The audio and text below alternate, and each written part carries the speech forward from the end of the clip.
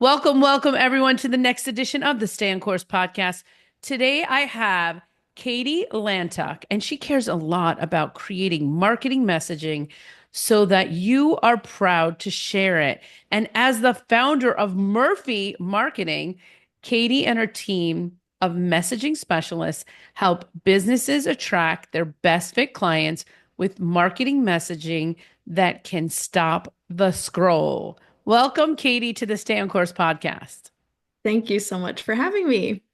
Well, I'm so excited for this amazing conversation. We are going to be talking about the perfect elevator recipe pitch, the elevator pitch recipe.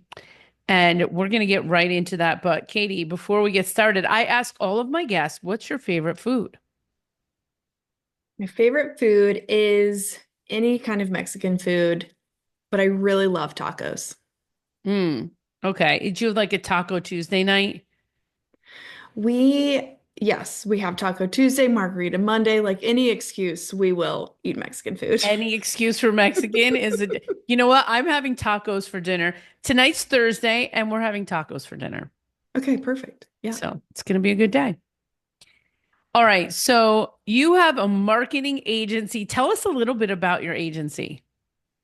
Yes, so we specialize in messaging, which is what to say, and then the strategy of where we're going to place that. So we help businesses figure out the overall foundational brand message and then help them design, is that website, is that landing pages, email, blogs, LinkedIn, like given their audience and what they have to say, we're going to help them strategize of where to place it. I love that. I love that. And today we're going to be talking about a very interesting topic. And I love this because I was just at a networking meeting. In fact, Tuesday I was at a networking meeting. And I always love this because that moment in time where the microphone gets passed Hmm. and everyone's sitting there and they're like, oh my God, it's coming to me next. And you really have to be ready for that moment. You don't want to be sitting there and not knowing how to introduce yourself.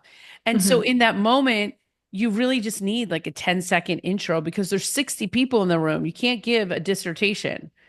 Right. So I'm super excited today that we're going to talk about creating the most amazing elevator pitch. And you have a class that you do, and you're an expert at it. So let's talk Mhm. about it. Yeah, yeah. I think a lot of people freeze and they want to just answer the question, like, so what do you do? Or tell us about yourself. And a lot of times people start with their job title and then they follow it up with a bunch of acronyms that are completely irrelevant to who they're talking to. And then you can like watch everyone's eyes glaze over. And then you're like, oh no, I've lost it. So we help people have that not happen. Yeah, you really get like 1 minute to make an impression to say, like, hey, I want to talk to that person after. Hmm. Hmm. So like I Absolutely. think less is more. Yes, yes, yes, Yeah, absolutely. awesome. So where do you want to start this conversation? Um, well, I always start my workshops with kind of setting the table with the image of the old-timey fire brigades where you would have a bucket of water that you're passing down the line. And so it's helpful to imagine that your elevator pitch is that bucket and you want it to be as easy for people to pass on so that even if you're speaking to an audience, if you're speaking to one person, that they have something to hold on to and it's easy for them to pass it on. Yes. Okay. So maybe we could use an example of somebody. Okay, Do you want to use me or you want to use you? we can use you. Oh gosh, okay. I knew you were going to say that. All right, so we're going to create my pass along thing, the thing that I'm Yes. going to pass along. So what give me an example. Like what would you say if you were me? So there's kind of like there's a few elements that we're going to put into this bucket. And so the first is literally what do you do? Okay. So I do a couple of things. So I'm a podcaster, I'm Hmm. a coach and a trainer and a professional speaker. So I'm really, but at the end of the day, I'm a coach. Okay. I'm a professional development coach. Okay, perfect. And what is the outcome that people experience when they work with you? They gain clarity on the direction they want to take their business. They gain clarity on their messaging and they gain clarity on their mindset. I help them get it all together. I Mm, help them get it all together. I'm an everything coach. I'm kind of one of those coaches that can come in and help with a lot of different parts of your business because hmm I have playbooks that address each part of your business. So I like to call myself a unicorn coach where I can kind of coach on a lot of different topics and team hmm building and I don't do finance, accounting, or legal. That I don't do those things. But all the Okay. other things I kind of I delve into and I help with. hmm And then who is your most favorite client that you love working with? How would you like kind of group all of them together? Yeah, so my most favorite client that I like to work with are probably in that 500,000 to $5 million range hmm where they need to make a shift in the way they're running their business so that they can really focus on working on the business, not in the business. I want to help them develop their leadership team to a place where they can be self-sufficient so that that leader can kind of take a step away and start building the next chapter of the business for hmm growth. hmm Yeah. So if I were to draft an elevator pitch, I may start by saying, like most business owners, when they are trying to go from, what did you say, 500 to a million, they commonly face this problem where they're still working in the business and they should be transitioning to working on the business. I come in as a everything coach to help them gain clarity on what aspects they need to smooth out next, or something like that, to help kind Mhm. of paint the picture of how you do that. Because then the next question that I have is like, oh, well, how does that work? Like, how does someone work with you? Like, to me, that's a very inviting way to pitch that. Instead Mm. of listing like everything that you could do and everything you can't do, I would just simply start by painting the picture of, this is the problem that I see oftentimes. You're giving that kind of framework. So I know that if I've just started my business and I've only hit 60, I'm not yet ready to work with you. So that kind of gives those parameters. I love working with everyone. I love working Yes. with everyone. But right, the people that I need more of are the I call them premier clients and I Mhm. really do appreciate them because I develop a longer term relationship. I do one-on-ones with them whereas the other individuals come to my group programs, which I love as well. But you can't get into the weeds with somebody and really help them in a group coaching Mhm. call. Exactly.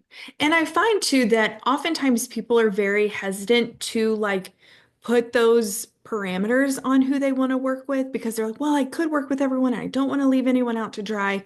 But I think still giving those parameters, the right people who have the imagination of like, well, I'm not quite there yet, but I'm still experiencing those problems you talked about. Like, I think the ideal people that have like the will and the skill to be a great client, they're going to squeak through and they're going to be like, no, I really want to work with you. Yeah, I like that because I think that's where people do struggle, right? It's hmm that, hmm hey, these are all the things I can do. Let me give you my laundry list. Yes. But the truth is like I think the goal is important. The goal is for someone to create a space for a conversation, right? hmm So they hear you Exactly. give your elevator pitch and they want to talk more to you. hmm Yes, that's the goal.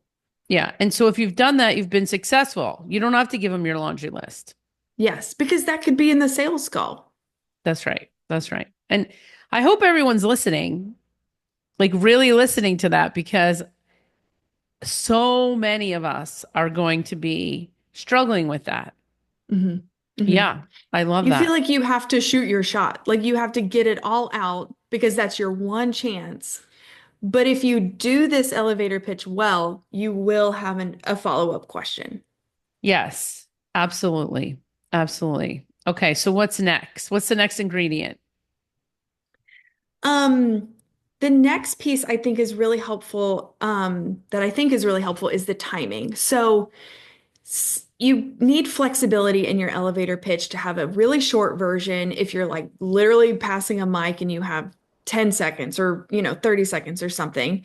But then you also have opportunity if you're a podcast guest or you're leading something and you have a little bit more time and space to kind of take up more time. So there needs to be some more elements possibly that you can pull out of your pocket. So some of those are like maybe why you and why now. Like if you want to kind of showcase like a case study or like to answer the why you could be a case study or some of your expertise or experience or like those authority pieces. And then I think the why now could be really maybe given the current situation or the current market or whatever the current event is that's like related to your industry. Or maybe there's a timing thing, like maybe you're only offering this until a certain date. And so, hey, if you get in now, like this is kind of what we're going to be working with. Um, or it could be that most of your projects take 9 months to do. And so if you want to have this launched by Christmas, we really need to get started now.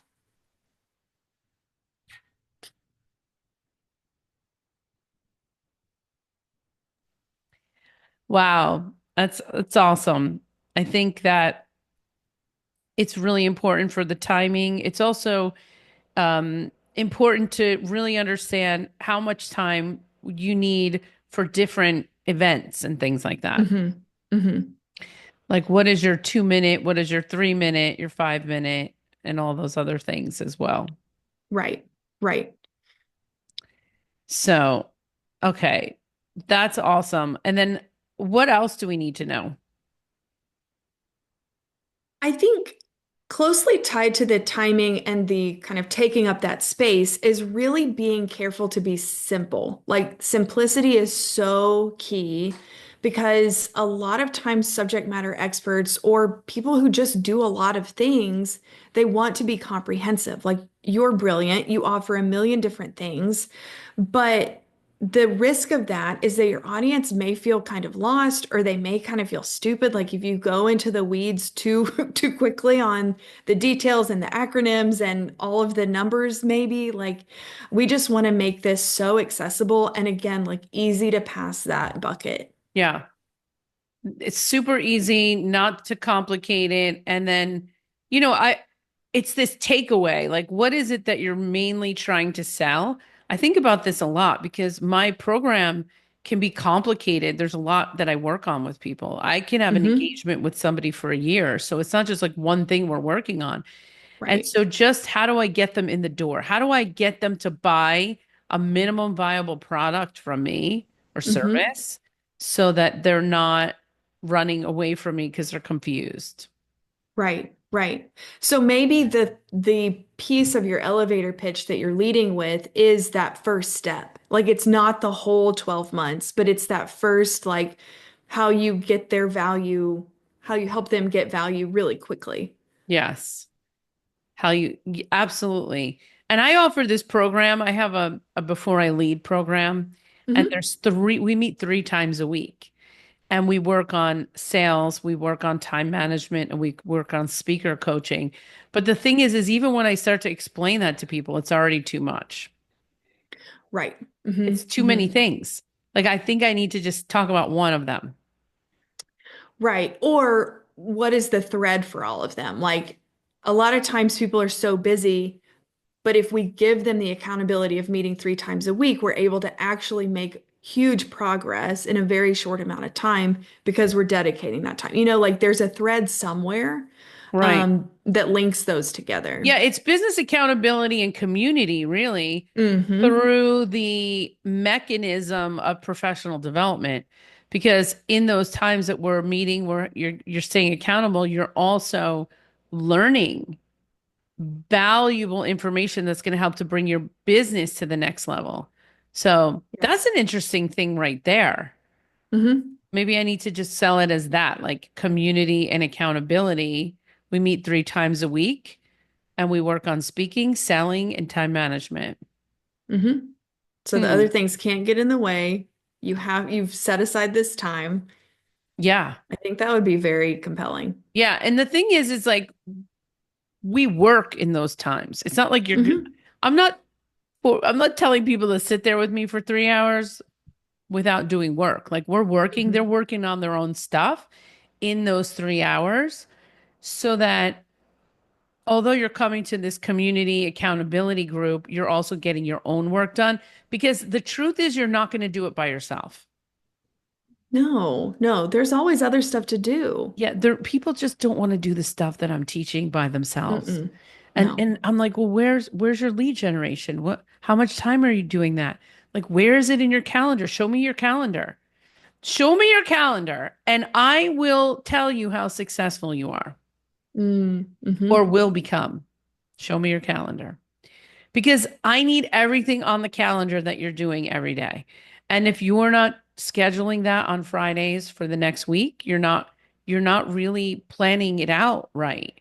So that's what I work on with people. I get them to really think about those things and get them going. But the truth is back to the elevator pitch, it's confusing sometimes when I try to Hmm. explain that all. But Right.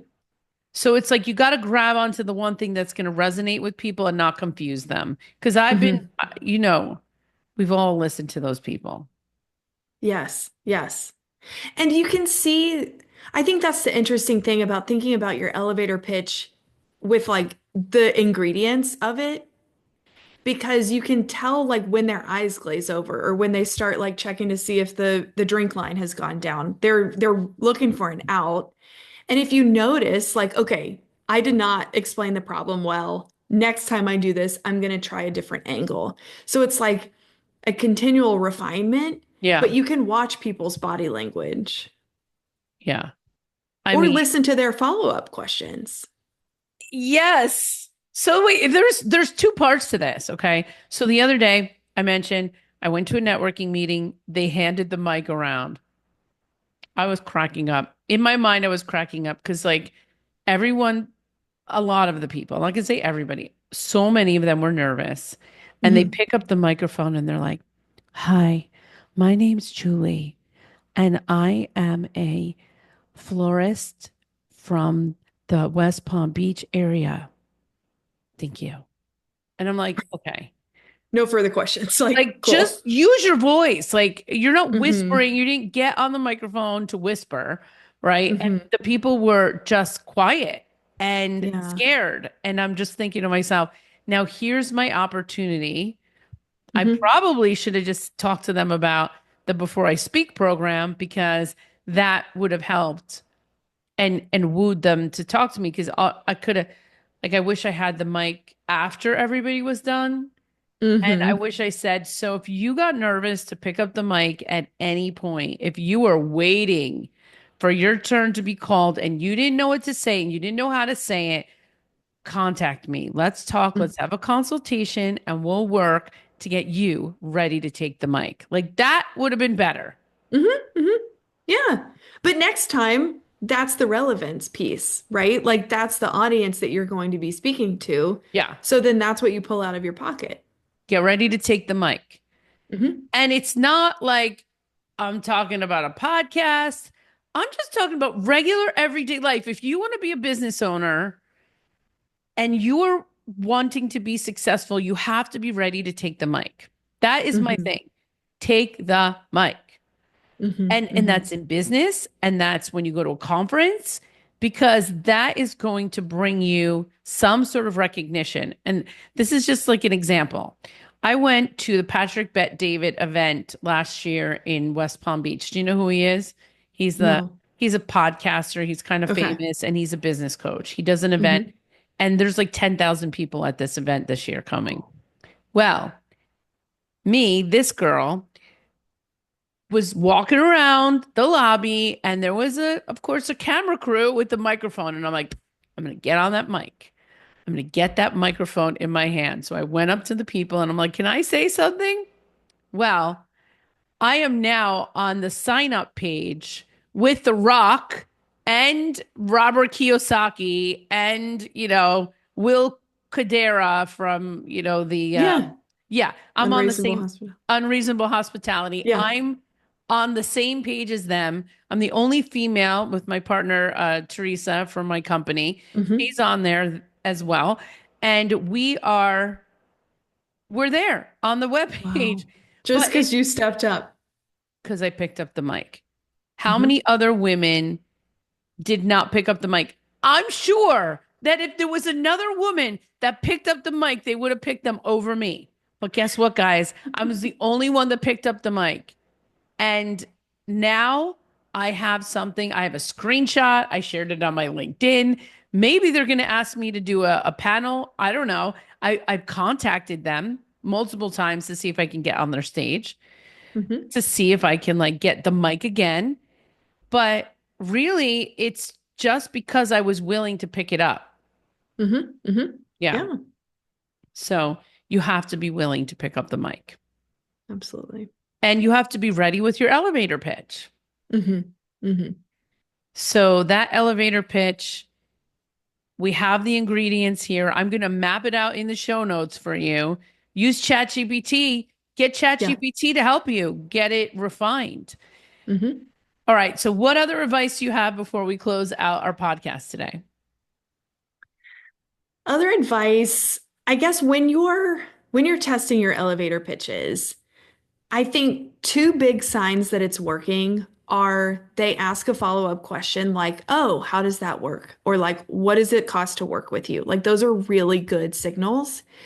And then the other sign that it's working is they immediately want to make a connection. They're like, "Oh, do you know Bill or do you work with Susan or oh, Julie does that. Like, do you know her?" So there's like those are signs that you've created a beautiful bucket that they can hold on to and they're ready to pass on. So I think listen for those, and until you hear those, just keep going back and adjusting. Yeah. Awesome. So, what are you working on right now? What's the next big thing? Next big thing, I'm getting ready to host another elevator pitch workshop in June, June 10th. So yeah, we're getting ready for that and I'm updating the examples and all that stuff. So that's what I'm working on. Awesome. And where can our audience find out more about you? Yes, I'm on LinkedIn, and that's where I spend most of my time. And my website is linked there. It's murphy.marketing. And yeah, that's about it. Amazing. Well, thank you so much, Katie, for being a guest on the Stay on Course podcast. Thank you so much for having me.